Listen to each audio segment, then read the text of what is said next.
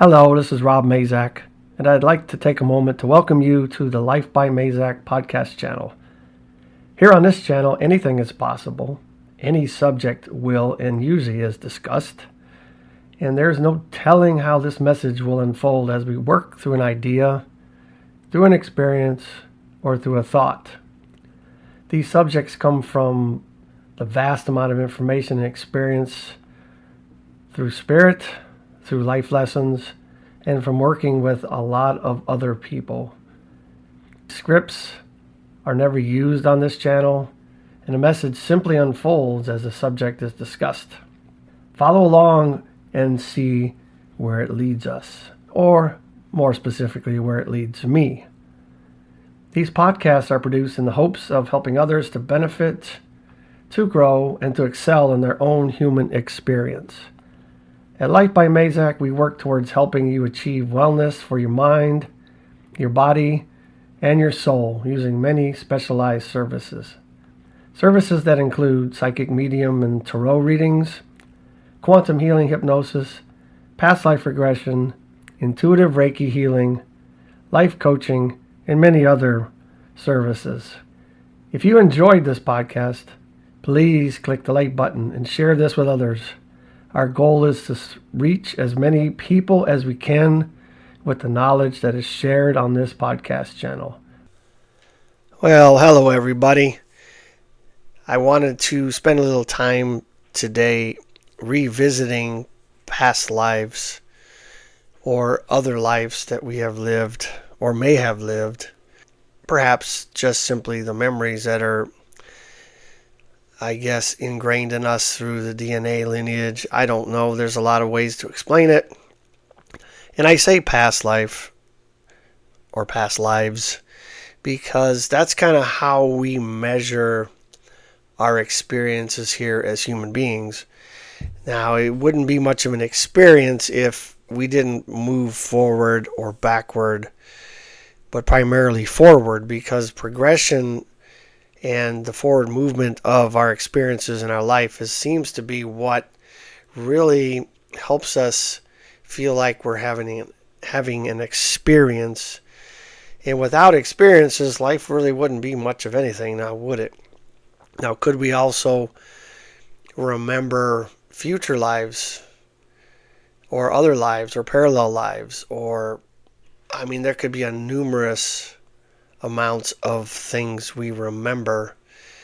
And are they really our memories, or are they something that's embedded or inserted or that's broadcast to us to help us with some lesson or some concern or give us an experience in life that we're not currently having? It could be a lot of different things that we could talk about. As noted in my introduction, I do past life regressions, and I also do hypnosis, which includes a path through some former lives or other lives to help us get down to the proper level of consciousness to have a hypnotic experience and learn some things about ourselves that we wouldn't otherwise know. Now, when I do these regressions, there are times when clients don't necessarily want to go back and look at lives in these regressions. And many times what I have to do is have them look at lives in the future. And it is very interesting that the same experiences and the same methodology happens during a future life visit or an other life visit as it does for past lives. And I can tell you that I've done many, many regressions. I've done many, many hypnosis sessions. I have done many of my own for my own self and journeys. Now that I know how to do them, I can do them for myself. And you could also do them for yourselves if you really wanted to. Not hard to learn. And I can tell you, to me, at least, just to me, I don't think it matters whether I have lived another life, past, present, future, alternate. The experiences you have when those memories come through are really the same as the ones we feel like we're living now in this reality, this earth, this place, whatever it is. And so for me, the experiences that come forth could really simply be lessons and things that need to be brought forward to give us some background, to give us some kind of information or experiences that we need in this life to help us overcome things or help us move forward or help us to become who we're supposed to be or realize why we have fears, why we have issues. And it helps us in a lot of ways to feel like since we see these experiences as they happen in other lives, we may not necessarily need to continue to own them in this life. But on the other hand, sometimes it helps us draw a conclusion as to why we have an issue now. And the reason I'm bringing this up primarily is because for some reason I was on YouTube last night. Well, not for some reason. It's just looking for something new, something different to learn or to hear or watch. There's so much out there that's just repeating on over and over again. It's just repeating and repeating, and it's like there's not a lot of new information. It's very frustrating in some ways because I know there's a lot more out there, and I know that algorithms push us in directions and keep us on those pathways a lot of times for a purpose, for whatever. I mean, there's a lot of reasons why that could happen. We can talk about that if we have some time on this podcast. Anyway, I was on YouTube last night, and somehow or another I found myself on a video about Auschwitz. You know, the German concentration camps or death camps as they eventually became, where it's reported, at least in this video, to be 1.1 million Jews and then 0.4 million other types of populations were incinerated, gassed, forced to work. Lots of medical experimentations were done. Just horrible atrocities to primarily the Jewish communities around the world, or at least in Europe. I doubt that that was an American thing. The Auschwitz camp, I believe, from what I understand, it's actually in Poland. It's not in Germany, but it was run by Nazi Germans. Most of the camp cadre, if you will, the folks that were there in military status were SS officers. I don't know what SS stands for, but they were specific types of trained officers and NCOs, of course, but SS officers primarily. And when you look at the list of those that were leadership in both camps, there was one that it was originally started, and they built a second one to really ramp up the process.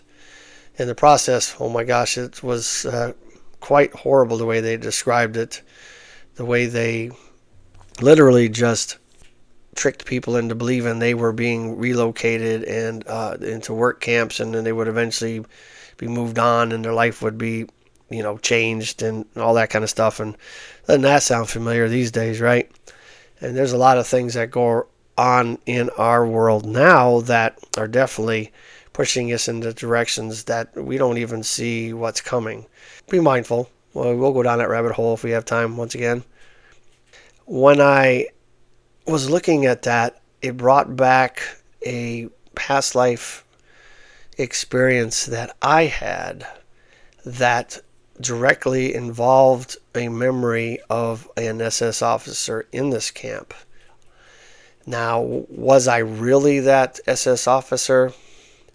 Or was that a memory that was broadcast to me so I could have the experience of what it was like to be an SS officer in this camp? I don't know. I mean, we'd like to think that we physically live other lives and that we continue and we go on, and I do believe that, but there's no real proof to that, to be honest. There's a lot of semi-science and semi-experiments that do significantly support that idea. However, I'm not here to try to say that other lives are absolutely true, because I could never prove that. My truth is my truth and yours is yours, and we can't prove our truths to each other. It's just not possible, because we just seem to own what we feel comfortable with or what we accept as truth. However, I was at a metaphysical fair, spiritual fair, and I had a booth, a table. I was doing Reiki, I think, and some readings. I remember there was a couple that they seemed to bring the same contraption with them all the time. And it was this interesting geometrically aligned pyramid. I think it was built out of copper tubing, the rigid copper tubing, and it had specific stones and gems and things like that in strategic places around this particular contraption. I guess I'll call it that setup. In the center of this was a chair you might see a king from olden days sitting in. It was a big wooden kind of chair. It was also decorated with, I guess not decorated, but adorned with gems and stones. And I'm sure all of these things were strategically laid out to create some type of experience that was designed to have you go on a journey. Now, a journey is something, in my description, my definition, that means I am consciously separating myself from my physical body, and I'm on a different pathway or different energetic signature or something of the sort, where I am separating myself and I'm going off and having an experience that feels as real as if I'm talking right now in this room, on this mic, behind this computer.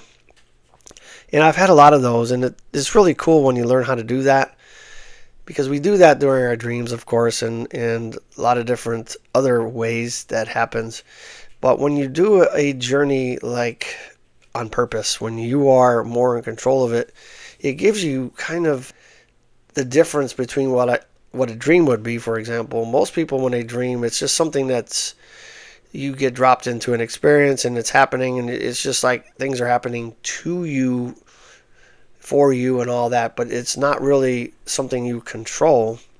But when you have a journey on purpose, there is a lot more control and a lot more, I guess, conscious control.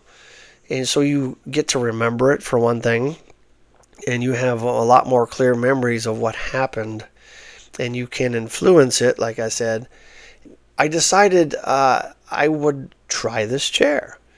I didn't know what to expect, and at this point in my metaphysical journey, I had begun to be really good at journeying and going into meditative state and taking off and just having an experience, choosing a way, choosing a path, or just allowing myself to be found somewhere and then exploring. And so I thought that this would be, I didn't know what I was going to expect, to be honest. I thought I knew what it was going to be, but it was way more than that. So a journey is fairly easy to learn how to do. It just takes practice and time, just like anything does. Sometimes things like this setup can really enhance and quicken the journey and make the experience just immense. And that's exactly what happened with this. I don't know what this design was or who made it, or if it was their design and they just bought it from somewhere else. I don't know. It doesn't really matter. And so during the process, they also took pictures with an aura camera of some sort. It annotated what your spirit was doing during this time, and I definitely was out of body. And it seemed like it was a very long experience, but it only was I think 10 minutes, maybe 15 minutes at the most, but it felt like it was hours. I sat down in this chair and I said, all right, let's go. He put some headphones on me, put some meditation music on. He had his little camera over there. I closed my eyes, and boom, I was in Auschwitz. And I could see all the same things I was watching in this video yesterday. The same buildings, the same everything. And I have never seen a video about Auschwitz before I had this journey, only after, which helps me validate that this was more of a pure journey, not one that was influenced by something I had seen before. And I remember being in that place, walking. I could hear the gravel under my feet. I had a rifle in my hand. I don't know what kind of rifle it was, but I was walking on this path that was laid down with rocks, and I did see that in the video last night, a place like that. And not the entire camp was that way, because there was 2 camps. And I remember walking around the barracks, in and out of the barracks, seeing the people, the Jewish populations, and those others that were also involved, crammed into these places. The way the bunks or the beds or the racks or whatever you want to call them are set up. And once again, same thing in this video. I was like, it would really blows your mind when you start to see things or validate things or get things validated that you experience in the journey later on, and you're like, okay, so there's got to be some truth to this. And I remember a few other things. I remember actually going around the corner or around a building where there's nobody else around in this journey. And I remember going down to one knee and just weeping about what was happening here and what I was part of. It was so emotional. It was crazy. But most of my journeys, most of my experiences that I have, and even for other people, when I do it for other people, I don't get names of entities or those that have crossed over or otherwise. I don't get names and ages and those kind of things. And I'm not really sure why that is. Maybe, I don't know. I can't explain it. However, in this particular experience, since I was so immersed in this experience at Auschwitz, in this journey, I wanted to know who I was, or who I was being exposed to, or what memories I was being exposed to. And so I was allowed to look down at the name tag and look at the uniform.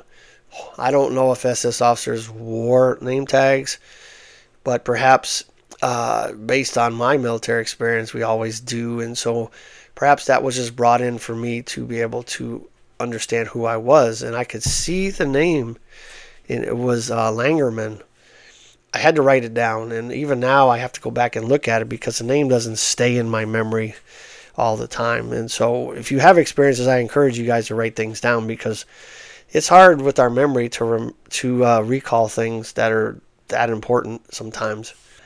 So I was authorized to, or offered to actually see the name, which was very rare for me. And there were some other experiences I remember understanding in this particular experience that I was part of the gas chamber process, making sure that they all worked properly, and that I was part of the crew that took care of those things. And I remember interacting with Adolf Hitler and being on stage with him at different places, and not so much interacting directly, but around him and seeing him and understanding the way he felt, which was odd, because I really I have not done much research on Adolf Hitler before. Just hear about things here and there. And the experience was just absolutely incredible. And it really brings me back to karma also, because I often wonder why I suddenly began having asthma. And I don't know, it was probably 9 years ago or so. and it just came out of nowhere, and I didn't understand it. Still kind of lingers with me occasionally here and there. Doesn't stop me, but it's definitely a reminder. Actually, somebody else in an interview that I was part of, he was interviewing me in a podcast, and I brought up this story. And we were talking about karma, and he's the one that brought it up. He said, maybe your asthma is part of your karma for having taken the breath out of others or helped with that process. I'm like, oh my gosh. I don't know if these things are true. I'm not saying I was this person, but the memory was very specific, and perhaps this just gave me some type of representation to kind of hang my hat on why, or make sense of what my asthma was about. I do encourage you guys to actually experience regressions, whether they're to the past or other lives, future lives, or alternative realms or spiritual realms. It is quite incredible, and it is very, very interesting. And if you go back to the collection of experiences that Dolores Cannon had, who's the one I learned the hypnosis process from, she did it over 40 plus years. And some of the things that she realized during her sessions was that, for example, she's had so many people that have had experienced lives as Mother Mary or Jesus or Gandhi or any of those types of key leaders in the religious realms, or any types of key people. And, obviously, in her mind at least, they all could not have been those people. They couldn't have all been the same person. Well, perhaps they could have. There's maybe a pathway for that. But, I mean, logically speaking, no, it's not, that can't be. So one of the things she learned through these sessions over these years, as those on the other side communicated with her through these sessions, was that sometimes we come here and we get imprinted with background memories, background experiences, other lives, other things that help us actually function as a human and move forward through the experiences that we are here to have. And I remember watching a movie called The Island. It's kind of cool. I mean, this is a little offshoot, but they were in the business of clones, or cloning people that had enough money to create clones of themselves. So if they needed parts, they had a bad heart, or, whatever, they had replacement parts that were exactly them. And so it was a lot easier to replace them, right? They wanted to live longer, so here you go, you got a clone of you. But during the original cloning process, they did not embed any memories per se, and the clones did not survive. They just simply did not survive. And so what they had to do was imprint or fabricate memories of what their life was like as they grew up, right? What kind of bike they had, what kind of mother they had, on and on and on. And they seemed to flourish then. And so I think in the grand scheme of things, I'm not saying that's true either, but it is interesting way to look at things, is that maybe as we come here to have this life, and you can throw your belief in there any way you like, but we are here and we are having an experience. How we got here, why we're here, what we're supposed to do, that's all up for debate. However, we must, and probably did, come with some memories embedded within us to make us, or create a way for us to flourish in this life. And that makes a lot of sense to me, right? And I know we come into this life without any memories or real cognitive skills. And, through the age of 7 or so, we do learn by hypnosis. We learn what life is like and how to survive, and what's the rules of engagement. All of those things we do eventually learn over time. We start with nothing, and then at the end of our life, we have tons of experience. and things to draw on, but not necessarily the physical ability to act on them anymore, which is kind of sad. But if we are able to come into this life with much more background music, right? We can play a symphony a lot easier, for example. And so I think that's a very interesting dynamic. And I think that it is an interesting topic to research and to experience for yourself. And I'm not saying you need to come see me to do these things, because there's a lot of people out there that do these things. But it is an experience well worth having. And even if you think during a regression or a hypnosis that you are awake and you are nothing you see or experience in this feels real, just give it some time. Listen back at your recording and you'll realize that you really weren't there consciously. Sorry. I mean, you were there, but you weren't. I listened back at I've had a couple sessions myself, one by somebody that had done it for a long time, and one that was a student and wanted to practice, but both were very profound experiences. And during the experience, I felt like I remembered it all. When I came out of that, and I realized that the time dilation was incredibly askew, felt like it was maybe 20, 30 minutes, and it was 2 hours. I was definitely somewhere journeying. I was experiencing something somewhere else. Maybe not physically with this body, but in spirit, or however you look at that. A piece of me, of my consciousness, was out exploring under the direction of somebody else. You can do these things yourself, of course, right?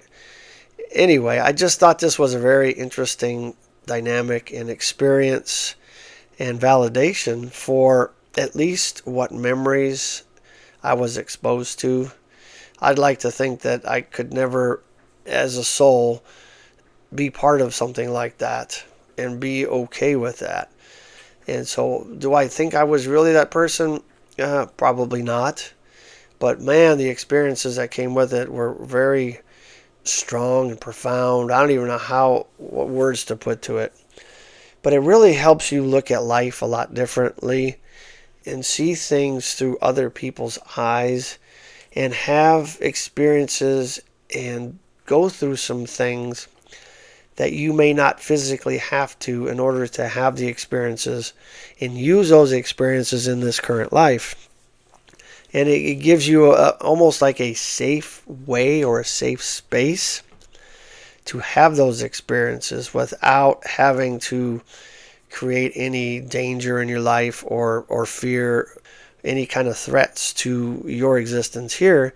You're simply doing this through the separation of your consciousness and moving it to another place, I guess you'd say. Another experience, another wavelength, another channel. I think it is really, really cool. And I would encourage you guys to learn this. The way that I learned it is that I simply learned how to meditate. And there's a lot of ways you can do that. I'm not going to go over all that now as we kind of get to the end of the time that I have for this podcast. But meditation is a really, really awesome way to have journeys, to learn things, to understand things, to get and gain information that you could never otherwise do. They say that consciousness comes from outside of ourselves, and that's the new thing or a newer thing, not an old thing, but it's come back around.